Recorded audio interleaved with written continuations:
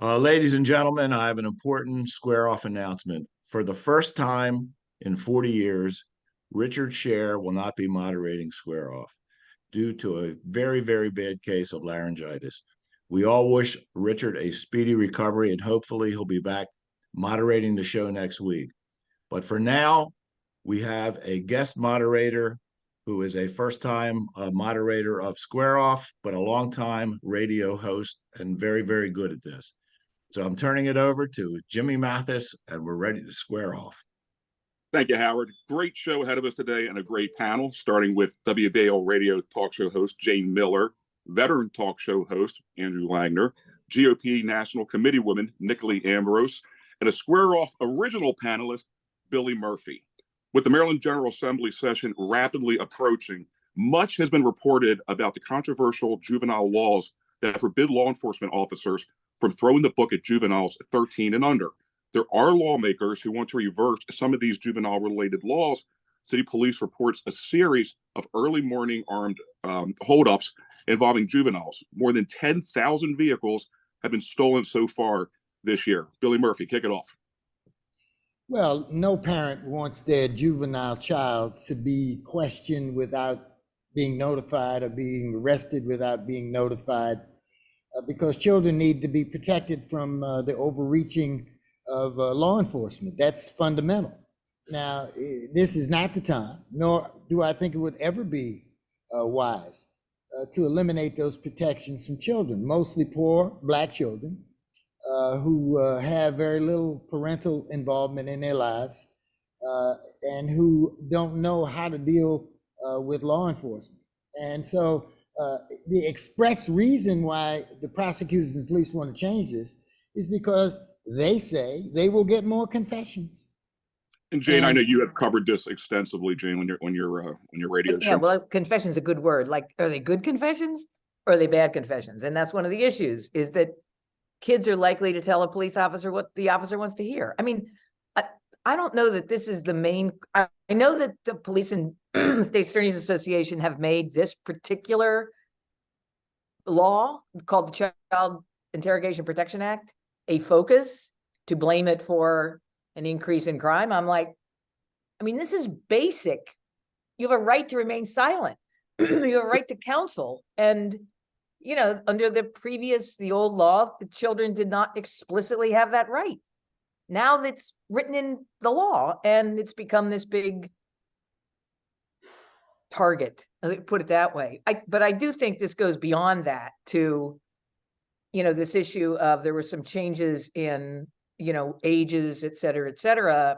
And honestly, the problem is, I think it's very difficult to have the kind of debate and conversation that needs to be had because there's so much noise.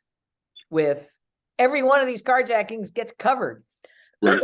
There's a tremendous media blitz about carjackings, and I mean, they should be covered. Obviously, it's a public safety issue, but there's an awful lot of muddying of the waters when it comes to the laws that changed, what's on the books, and how they're being used. And Andrew, I'll let you jump in on this. I mean, the reality is crime with juveniles is getting precipitously worse. Baltimore police have made 200 arrests this past week alone. 7 are juveniles, 12 to 15 years old. One of the juveniles had been arrested 3 times. Handgun violations surging 220%. Carjackings that Jayne was just talking about, up 86%. Well, right. And that's just it. There are 2 ways to look at this. And, you know, someone who deals with public policy on a daily basis, you know, I have a couple of maxims that I use, one of which is the most well-intentioned policies eventually bump up against very real realities. We need to focus on what are the actual problems, what is driving up these numbers in terms of juvenile crime, and focus there. We have a real problem in Maryland. We have a real problem in Baltimore that we don't want to focus on directly on the issues. We want to focus on the periphery. That being said, you know, this gets down to it. As a small L libertarian, as a conservatarian, I do believe in the fullest fundamental protections of folks who are accused of crimes in terms of dealing with the police, so that folks don't have their rights abused by those in power. To me, we have to focus on what are the sources of this crime, what are driving these numbers up. that's where the legislature ought to be focused, not on these other kinds of issues. Amen. Nicolee Ambrose, get in on it. Thank you. So I would call this the unintended consequences of bad legislation. Yeah. You had our Maryland General Assembly pass this legislation, which has painted a target on the backs of our juveniles. So who wants their 12 or 13-year-old child to be targeted 10 times more by drug dealers and other criminals, to be used as mules in crimes? And that is what this terrible policy passed, signed into law, that came out of Annapolis earlier this year did. So I'm looking forward to them fixing this so we don't have our children be such targets for criminals. And guys, So I think one of you'd the rather great that things you're the saying right- police, I'm sorry, Jimmy. Well, what I was going to say is, this isn't just a property crime, right? When somebody has their car stolen, this is the way they get to their job. This is the way they get to the grocery store, the kid to school. And as you see this, again, just get precipitously worse over the year, it's incredibly frustrating. As somebody personally, I had my car stolen last week. It's still at City Impound. I'm fortunate. I live near my place of work. But this is not a victimless crime for those that are being affected by it. Billy? Well, that's for sure. But we can't throw the baby out with the bathwater. We have fundamental constitutional rights here. You can't suspend the Constitution so that you can better solve crime. We've been down that street so many times, and it's a folly. And it ends up with us having a lawless system rather than a system where we are going after the lawless, which is the proper way to do it, by following the law. Go ahead, Jayne. We cannot not follow the law. Well, I think that we also, we need to focus on the points of the system that may be where there may be some breakdown, where there may be some holes, where there may be some need to go in and look at it. The current law, in terms of age, under the current law, a child under the age of 10, the juvenile court has no jurisdiction. So that can't be charged. Between up to 13 can be charged if it's a crime of violence. And this Andrew, kind of gets muddied up because obviously armed carjacking is a crime of violence. What we don't know on a real-time basis publicly is how many kids are arrested. Every once in a while, the police department sends out a press release. That's not, a regular accounting. How many get referred to juvenile services? Does juvenile services then in turn refer to the state's attorney's office for prosecution? Because that's a very key part of this system. Juvenile services has a lot of authority when it comes to juvenile offenders. And, we've had some legislative hearings, but we really need to focus on the different points of the process and figure out where is the breakdown, what needs to be changed to make it more effective. And Andrew, since January, dozens of teens have been shot or have shot others while under the care of the Department of Juvenile Services. Juvenile Services has been under the microscope recently, to Jayne's point. Right.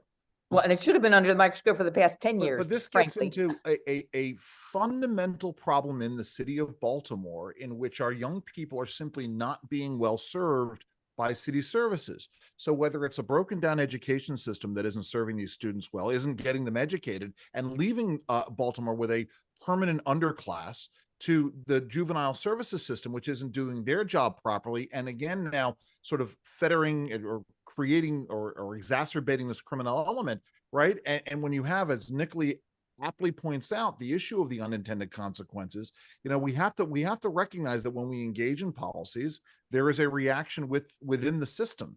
And so if we are engaging in a situation in which adult criminals are taking advantage of the holes that Jayne points out, we need to do something about that. And Nicolee, to double down on that, what you're seeing right now is these criminals are getting younger and younger. More and more kids are arming themselves to protect themselves.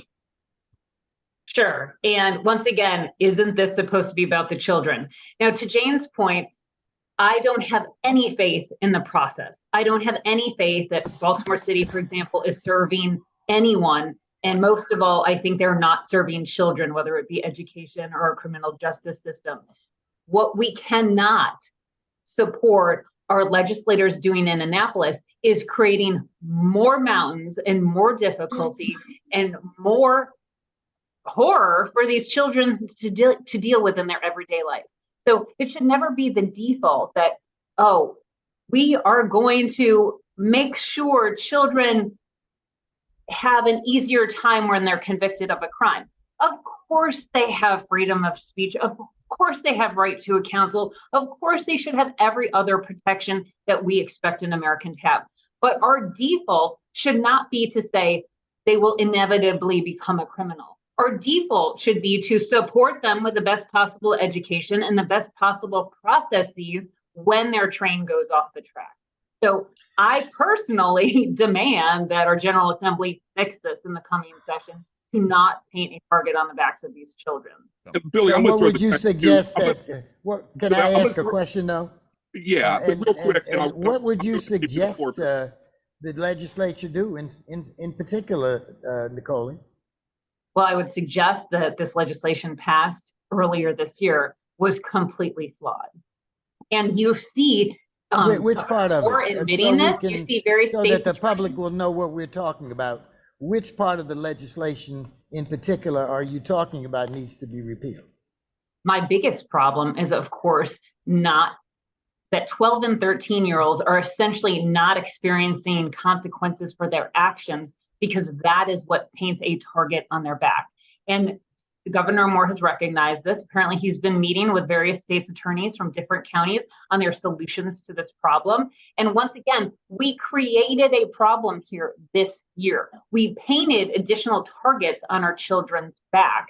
It already admitted that this is a huge problem that is drawing more youth into the criminal world. And Nick, once again, we cannot have Annapolis screwing up Baltimore City any more than it is already screwed up. All right, guys, everybody hang tight. Got to take a quick break. We'll be right back. Howard, take it away. Thank you. Thank you, Jimmy. You know, for fine dining, special occasions, or just watching sports at the sports bars, Pappas should be your #1 choice. Enjoy a Pappas crab cake, or as Richard calls it, the Fab Cake, which is Oprah's favorite, or one of the many delicious choices on the Pappas menu. Plus, Pappas ships their crab cakes all over the country. So with 4 locations, including their newest sports bar and restaurant in Bel Air, see you at Pappas. And Leading Edge Auto Body and Mechanical Repair want you to know that the insurance companies cannot tell you where to take your car. Richard and his family have been taking their cars to Leading Edge for years. They work on all makes and models, and they offer free pickup anywhere in the Baltimore area. So call Leading Edge at 410-433-6433 or visit them at 5807 Falls Road in the heart of Mount Washington. They make your car look and run like new again. Back to you, Jimmy. And I will be taking my car to Leading Edge once I get it out of city impound. As we move into the holiday season, Jimmy, what kind of car do you have? It's a Volkswagen Passat. So, and How that's was the it other thing. stolen? It was stolen by 3 youths. I don't really have a whole lot of information on it. It was roughly. Yeah, but how'd they get it? I don't They know. need a key, I don't know. right? Yeah, I mean, I don't know if they hot wired. I don't know. I don't know. But it was a Passat. So, as we move into the holiday season, peace on earth seems a long way. There is so much hate, so much anger. Israel, Hamas, Russia, Ukraine, anti-Semitism, anti-Palestinian, anti-blacks, hateful protests in cities. At the Maryland University, a task force has been announced. Its focus aimed at addressing anti-Semitism and Islamophobia on campus after recent incidents related to the war in Gaza. You're seeing an explosion of frustration and anger and hurt. Somebody kick it off. Well, yeah, I mean, listen, this has been a long time coming. There's been an undercurrent of anti-Semitism for the last 5-6 decades, some of it couched in anti-Zionist, anti-Israel sentiment. When you have academia largely in the throes of folks who have been propagating this anti-Zionist sentiment, it should be no great mystery that after decades of these kinds of teachings, getting into society, that you would see this kind of behavior happening. It is incredibly distressing. We look at what's happening in Maryland, we contrast it with what's happening across the Potomac in Virginia, where the Attorney General of Virginia set out some guidelines for higher education, colleges and universities, and how they can deal with these kinds of situations. One would hope that similar kinds of guidance would be given to public universities in Maryland as well. But we have to remember that, words have consequences and things happen over time. And this has been decades in the making. And speaking Well, go ahead, Billy. Well, what we don't really talk much about is implicit bias, the bias that people have that either they don't know or won't acknowledge. Let me give you an example of a recent study. There were 60,000 people in this study, and it was a study using the normal metrics that scientists accept are valid for implicit or discovery of implicit bias. And what the study showed was that 61% of white people associated white people more with human and black people more with animal. Now, that's what we've all been saying for a long time. And this is true across nationality. It's true everywhere white folks live, both domestic and European and et cetera.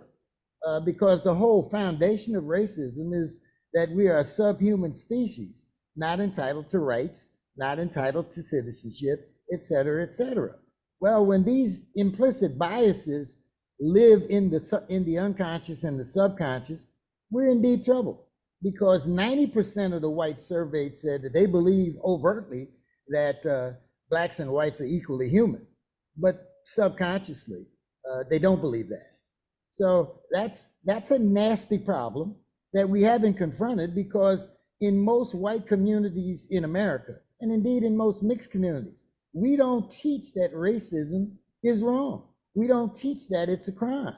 We don't show how people became racist, and we don't show or act in a way that is effective in eliminating bias. And so it's a sad situation, getting worse by Trump. And most Americans believe that Trump is one of the people responsible for legitimizing racial slurs, anti-Semitism, et cetera.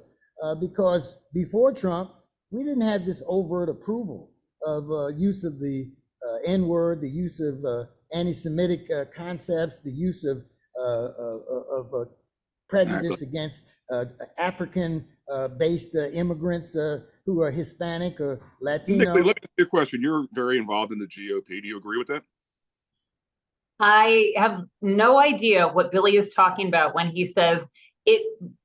Everyone in America is taught that racism is wrong. Let's hope to agree that this is a standard in our society, that racism is wrong. We fought a civil war about that addressed part of this and have amended our Constitution.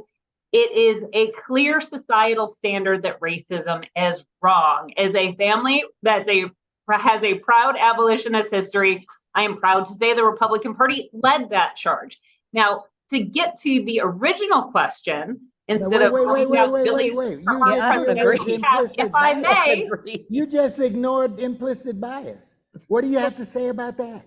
Billy, we talk about this and we talk about this issue of implicit bias. And the question that Jimmy asked was about anti-Semitism. And the reality is that for centuries, people have been taught around the world that Jews are subhuman. Jews were there were millions of Jews slaughtered in the early part of the middle part of the 20th century because there were people who believed, and not just Germans and not just Poles and not just Czechs and not just the French, but folks all around who turned a blind eye because they saw that Jews were of a lesser race, that they were not part of the human race. And so the idea that somehow this is that we're going to bifurcate this and say that because we've had an implicit bias in 2023 towards Blacks or Latinos or people of color in America, and somehow this justifies anti-Semitism, or this is somehow this is a greater problem than anti-Semitism. Wait, where do you get that one either? I didn't just say because, Billy, anything the question was relative about to anti-Semitism. which You is turned it into no, a discussion of no. implicit He bias. We're not raised- seeing, hold on, Billy. We're not seeing, riots in New York. We're not seeing riots in Washington right now over issues having to do with relationships between blacks and whites. Right now, what we're seeing are riots happening because people are excusing the slaughter of Jews in Israel in October. And people are tearing down posters of people who've been kidnapped by Hamas. And somehow you're trying to make this about general racism when No, Guys, not Billy, at all. Billy, I was Billy, only talking about, wait just a second, because I was attacked Yeah. here. I was only talking about the black part. Of course, there is implicit and explicit anti-Semitism for the same reasons.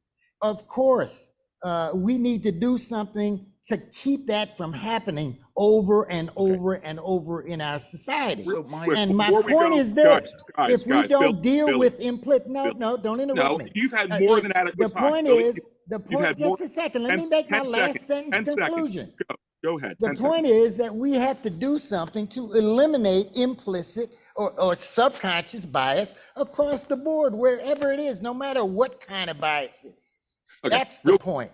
Real quick, before I go to break, three of us have had radio shows. Jayne currently has one. I'd like to get her take before I go to break on this, because I can just tell you from my time being on the air, you really saw the anti-Semitism come through from callers, and it wasn't that subtle. I just kind of want Jayne's take on this. She's the only one that's currently still on the air. Well, I wouldn't base the broad-based opinion on a radio audience, first of all. No, I know, but And look, I think that what we're seeing now is the Israeli response to the attack on Israelis in October, which is to, very aggressively go after Gaza and into Gaza, is it has kind of opened the gate to, increased explicit expression of anti-Semitism, kind of as cover for that. But Billy, I 100% agree with Billy, is that this is not new. This has been unleashed in the past few years. When you take, we've had a president who leads it in some ways. We have social media platforms that some of them have increasingly gone this way. And, so you look around, and when something is sanctioned like that, and it is, when you have your, the top leader in the United States, which uses that kind of language, et cetera, you're going to see an increase absolutely across the board. guys, we do need to take And a I quick don't agree with Nick. I don't think it's taught. I think we don't teach the real history of our racial history in this country. All right, Jayne, we got a quick break. We will be right back. Howard, take it away, my friend. I'm sure you've seen some of the Barry Glazer TV commercials. They're different. They get your attention. They also get results. That's why Barry Glazer and his team, including an in-house doctor, make no apologies for getting every penny they can from the insurance companies. So when it comes to personal injury or medical malpractice, there's only one choice, and that's Barry Glazer at 410-547-8568. There's a lot of diners in Baltimore. Baltimore's a diner town. And the most famous of them all are the Double T Diners. TT, totally terrific. You're sure to find the best breakfast, lunch, or dinner at a Double T Diner, and their enormous menu is unbelievable. There's Double T locations on Route 40, Perry Hall, White Marsh, Annapolis, Pasadena, and the EC Diner in Ellicott City. Plus, try By the Docks in Middle River for their Monday night lobster specials. They're all in the Double T family. Back to you, Jimmy. Thank you, Howard. I want to get Nicolee in real quick again, just with your involvement in GOP locally and both nationally, and just sort of what Billy's remarks were, and Jayne for that matter, on Trump kind of being the epicenter of all this. So I think what has been actually really well demonstrated on the show today is, I think what's most undermining our civil society right now is this effort to promote division, this effort to promote only the bad in people and not recognize any of the good. As a society, right? Societies thrive when you strive for the best, when you encourage people to achieve their full potential. And America used to be about that. And instead now, it's been such a common trend, right, past 20, 30 years, to instead focus everything, whether especially on university campuses, but now there have been a lot of efforts to append our education system to focus on these changes since kindergarten. And this effort to value lives differently, depending on which ethnic group, X group decides is in vogue, is atrocious. Every single human life is sacred. Every single person is sacred. And unless our society recognizes that, we are going to tear each other apart. All that said, I think we as a society have to do a much better job of recognizing the foreign dollars that have poured into exploiting these weaknesses that they see in America right now. And obviously with social media, it's so much easier to have a lot more wind behind the sails of the propaganda. Taking a look at national politics right now, Trump's still handily leading in the polls. Reports coming out earlier that if he were to win the nomination, he may pick Dr. Ben Cardin for his running mate. Just everybody's thoughts on that. Carson, sorry. Well, listen, Dr. Ben Carson for his running mate? That's Yeah. one of the A person rumors out viewed there. as an idiot by his own community? Well, we are A looking forward to person viewed welcoming as a Dr. lackey Ben of whites Carson by his for own Maryland community? Republican Convention tomorrow. And we love Dr. Ben Carson, top neurosurgeon in the world. I don't think he's unintelligent, Billy. We're very proud of him. We're not talking about his lack of intelligence. We're talking about how wrong his positions are and his overall incompetence in every position he's taken since he's left Johns Hopkins. So come on, give us a break.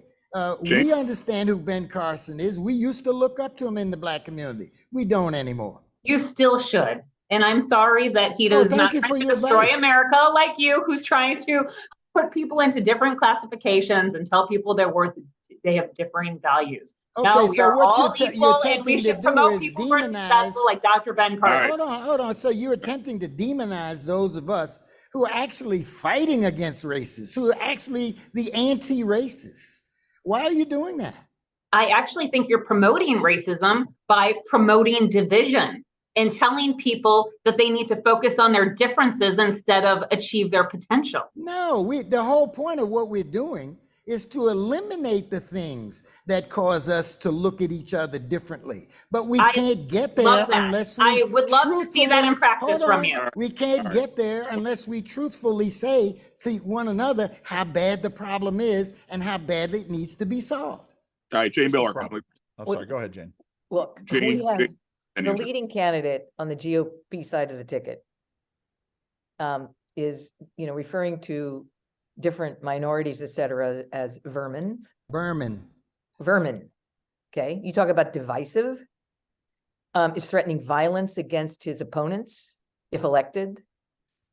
This is divisive. Okay. And the question that, no, Andrew, it's not funny. I'm not laughing at it, Jane. I'm laughing. Well, you are I'm not laughing laughing at it. at I'm laughing at the ridiculousness of the position that somehow this is all rooted in Donald Trump. We went through an election the one cycle in saying it. 2016. We went through an election cycle in 2016 in which the apparatuses of the federal government and the Obama administration were being weaponized against a candidate for office.